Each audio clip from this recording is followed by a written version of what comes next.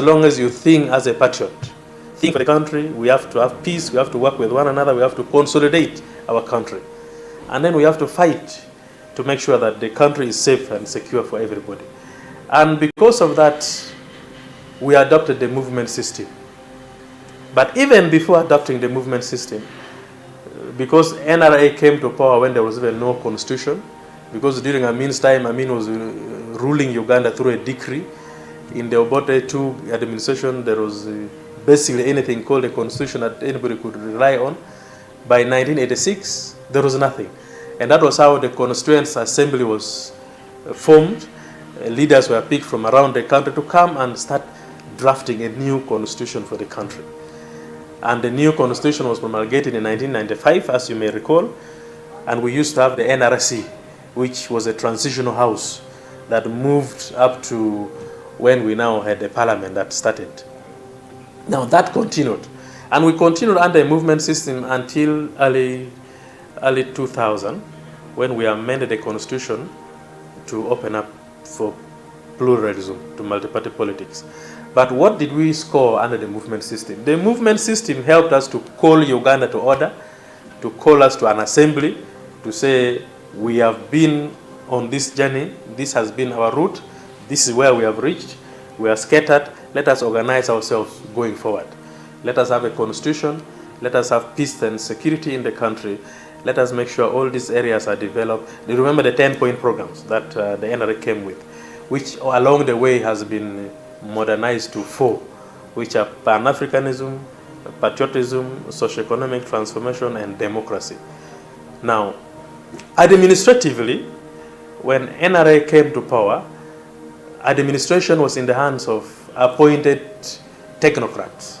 These were the Saja chiefs, Gombolola chiefs, and the district administrators. So Uganda was administered by authorities that were appointed by central government. It was the NRM government through the NRC that introduced the Resistance Council, that had the voices of the ordinary persons brought on leadership table to represent the ordinary people, because the ordinary people were not represented in a decision making. And that was how elections of LCs came. The LC system was introduced by the NRM government to enable people within their areas to elect their own representative to go and join the technocrats of government to plan for them. And that has been the biggest revolution that we saw in administration of government at the lower level and at the central level. Because of that, we built structures and network that promoted peace and stability of the country, that along the way Uganda became very peaceful, very stable, of course with a bit of sporadic insecurity and insurgencies in other parts of the country. But over the years, as we speak now, as we celebrate 38 years in government, I can speak without fear of contradiction that Uganda is totally safe from one corner to another. Now, because of this reorganizing of government, building the institutions that govern peace and security in the country, the military, the army was restructured. You remember the area of retrenchment and all that. The army was built now from the basis of credible individuals who are trained to guard the peace of the country, not to guard a tribe, not to guard a religion. So the solid blocks that were built by the effort that NRM came to power and did are things we can speak home about. Moving to that, because of these fundamentals that we started with, you could now tell from other indicators that the population increased, because by 1986, the population of Uganda was 14 million people only. Now, as we speak, Ugandans are 45 million, going to 46, 47. That means close to 30 million Ugandans were born during the NRM regime. 40 million of the 30 million of the 45 million. Now, that is a very big achievement. People cannot produce if there is insecurity, if there is instability. Our population went up because there is peace and security. Life expectancy went up because the quality of life has improved. Literacy rate went up. We are at 75% now because of the universal system of education that we introduced and adult literacy and adult education that we introduced. There are quite a number of social indicators we can talk about that any country can pride itself on, that yes, we picked this country from zero. In the last 38 years, it has moved to a point where we can sit and say, yes, NRM has done something. And because of that, the trajectories of development we have been growing at a rate of about 6% to 7% GDP ratio. The inflation rate has been controlled. We are not going beyond one figure digit. We see that we are exporting peace to the neighbors, and these are good stories we can write home about. Uganda is a magnet to refugees because the refugees are like children. They go to where they are received, where they are treated well. And when you see everybody running to come to Uganda, that means they are running from where there is problem. They want to come where there is peace. And they see Uganda is a better country they can come and live in. All this is because of the policies and the principles that govern the NRM administration. And because of that, we have seen the international conferences that are coming to Uganda. And I need to congratulate His Excellency Yoweri Kaguta Museveni and the whole country for successfully hosting the Non-Alliance Movement Conference in Uganda and the G77 plus China in Uganda. These international conferences are very powerful and very big. For more than half of the world population, their leaders coming to Uganda for a whole week, it is a vote of confidence in the leadership of NRM. And we thank them so much for recognizing the role that the NRM government and especially President Yoweri Kaguta Museveni is playing in the continent of Africa, and how they have also respected him by giving Uganda the chair of the NRM conference and the chair of the G77 plus China. These are very, very, very powerful international bodies that Uganda now is chairing. For the first time in history, Uganda is chairing international organizations. The Non-Alliance Conference has 120 countries. Members and population of countries within Non-Alliance alone, they are 60% of world's population. The world population is about 7 billion people, but members of the Non-Alliance country form 4 billion of the population of the world. Meaning our chairman and our president is the chairman of half of the world's population. That is a very big recognition. Now imagine within a spell of only 38 years, we are now internationally recognized as a country. And so this gives us a lot of comfort in our leader, His Excellency President Yoweri Kaguta Museveni, because he has guided the country well and he has been a center of interest for the whole globe and for all of Africa. So what are the promises we have going forward? Knowing our history is very key. Knowing where we stand is very key. But how do we project all this knowledge going forward? We are a political organization. When you compare politics with what happened in the animal kingdom, you might think that politics is just the struggle of power, because that is exactly what happens in the animal kingdom. Struggle for territory, struggle for dominance, struggle for being the alpha person, and just that. But the beauty of what we see as NRM is, we come to politics with a sense of accountability, with a sense of cordial respect and rights, observing human rights. We are accountable to our actions, we are accountable to what we do, and we give back to the people, and we listen to the people to guide us going forward. These are very good parameters that we use. And so we are guided by the development agendas of the country. We have Vision 2040, which we implement so well. We have the National Development Plans 1, 2, and 3, which we are now implementing. And then we have the various manifestos of the party. From the time we started the election under the political party, we've been writing different manifestos that we presented. And then we have the district development plans. All these are development documents that speak and relate to one another, that guides our activities as we do our work as a party. So because of that, we have been able to achieve quite a lot in terms of infrastructural development and in terms of social development. Infrastructurally, we have built quite a number of power stations that has helped us to power the economy in terms of electricity. We have extended electricity to all the districts of Uganda. That was in our manifesto, which we are implementing. And now, as I speak, all the districts of Uganda is connected to the national grid. We are now moving to the sub-counties, and as we moved for rural electrification. And because of that, we have also asked all the districts to create space for industrialization. We have land for industrialization because we have to have industrial parks in all these districts. And then in the areas of road network, you remember at the beginning I told you we used to have very bad roads, but now you can drive in Uganda from one corner to another on tarmac. You can drive up to Karamoja on tarmac, to Kisoro, to Malaba, to Busia, to Koboko, to Yei, to Nimule.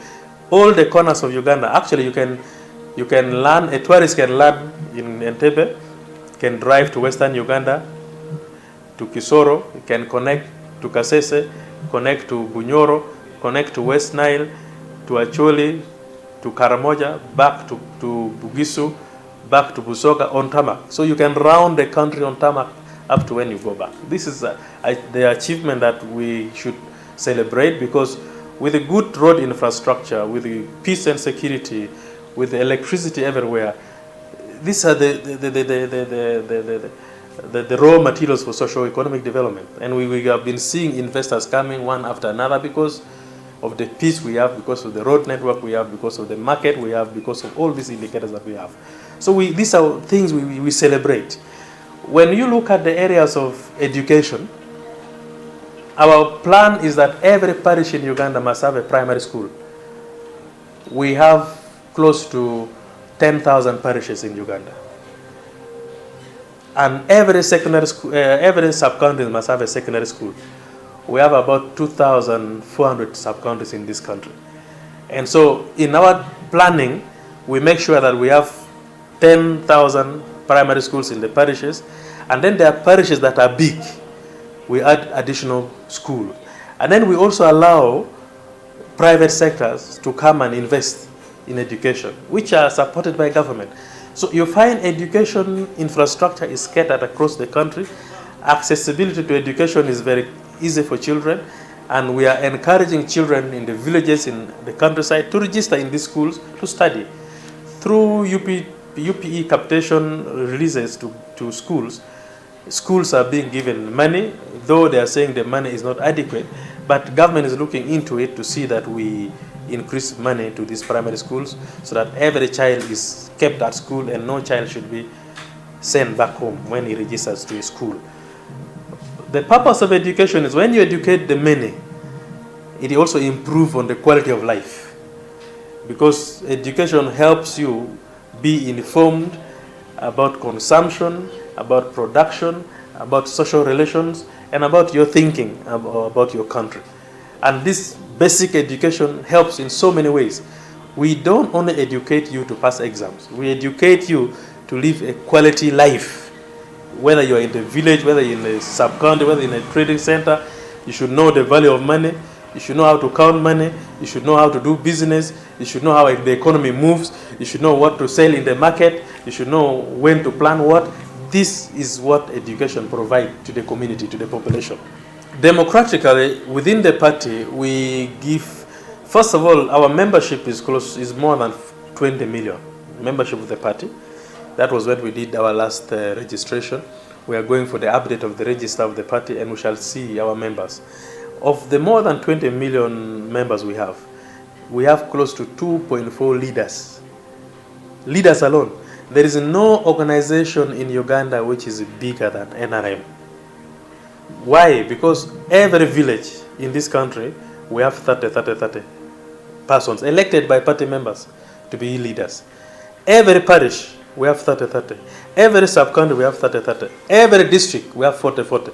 So if you multiply 40 plus 30 to all the villages, to all the parishes, to all the sub-counties and the districts, cumulatively, we have 2.4 million leaders. That one is still excluding councillors that we elect, flag bearers that we have. So if you multiply all that, now, people ask, why do we keep in power all this time? Now, if we say of these 2.4 million leaders, who are all voters, each of them should go and mobilize only one other voter.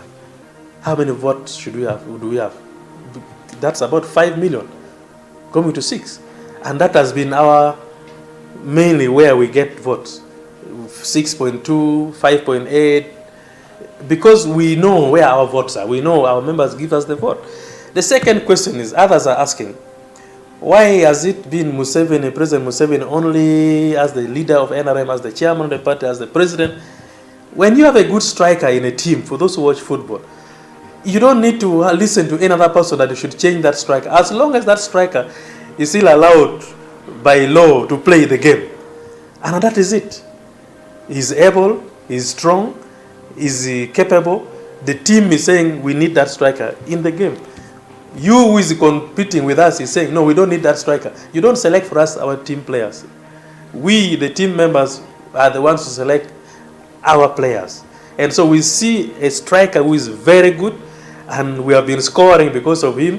Why do you want us to change? That is the logic.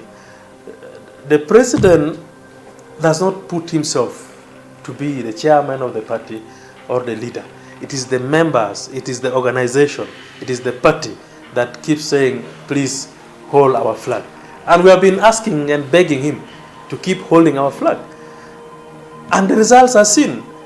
All these economic indicators we have scored, the international recognition we have talked about, is now the chairman of an international organization which runs up to 2027.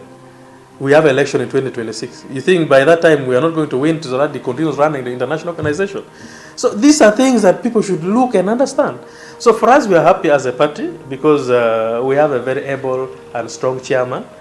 Yes, at the right time, the party will decide if he says, I'm now tired, my party, please get somebody else to come and continue leading the party and the government. The party will sit and decide. There are many others who are capable.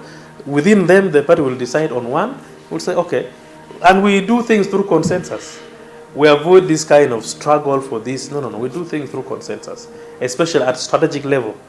We do such through consensus. And we believe at the right time that will come. But for now, he's still very able, and we are fully behind him, and will continue leading us as a party, and preferably leading the country when the people give him the new mandate come 2026. And I have to assure you, President Yoweri Museveni is our candidate in 2026. The party does not see any reason of changing him. The party does not have any reason of even thinking of changing him. We shall still present him as our candidate in 2026. Now, the 38th year of our stay in power will be celebrated in Jinja under the theme of building a Uganda that we all cherish. Jinja, because it has been rotational. It has been rotational. We have been doing this in many other districts and sub-regions. So Jinja was selected because of its contribution to the country, its role in the national economic growth, and to celebrate with the population and to give back to the population. And so we are coming to Jinja to celebrate the 38th anniversary of the National Resistance Movement government, and we believe that all of you will join us in the celebration, and we give ourselves that new hope that we shall continue leading the country better, and we continue providing services to the Ugandans as they need and in a quality way and timely. Of course, we have been having a few challenges here and there, but challenges are part of life. There is no organization or there is no individual who does not have challenges in life. But along the way, we shall keep addressing these challenges that you might think. The population has increased, level of urbanization is increasing. We are talking of corruption, we are talking of government systems that are not working well. We are talking of delays of services in health centers at the sub-counties. We are talking of schools which are not well stocked with the teachers and scholastic materials. We are talking of water for drinking and for production, which is not adequate in the countryside. All this we are aware of, but we regulate. To govern is a very scientific thing. You do things systematically, and it takes time for you to see results. And so we are committed, and we are going to do this over the years, and we shall take concern of all that has been raised. So we are coming to Jinja to celebrate our 38th anniversary under the theme of building a Uganda that we all cherish. Uganda that we all feel part of. Uganda that provides for all of us. Uganda that does not segregate anybody based on tribe, based on religion, based on social conditions. For us, we look at whether you're a disabled person, whether you're blind, whether you're female, whether you're male, whether you're a child, whether you're an adult, whether you're a musei, whether you're an elder. We move together. That is why we are a movement. We move with everybody. And everybody must cherish what we do. And that is why we are coming to Jinja. And we wish you all the best, and we believe that this celebration will give us a new mandate to do better than what we have been doing. We thank you so much, and I wish you all the best, and for God and my country.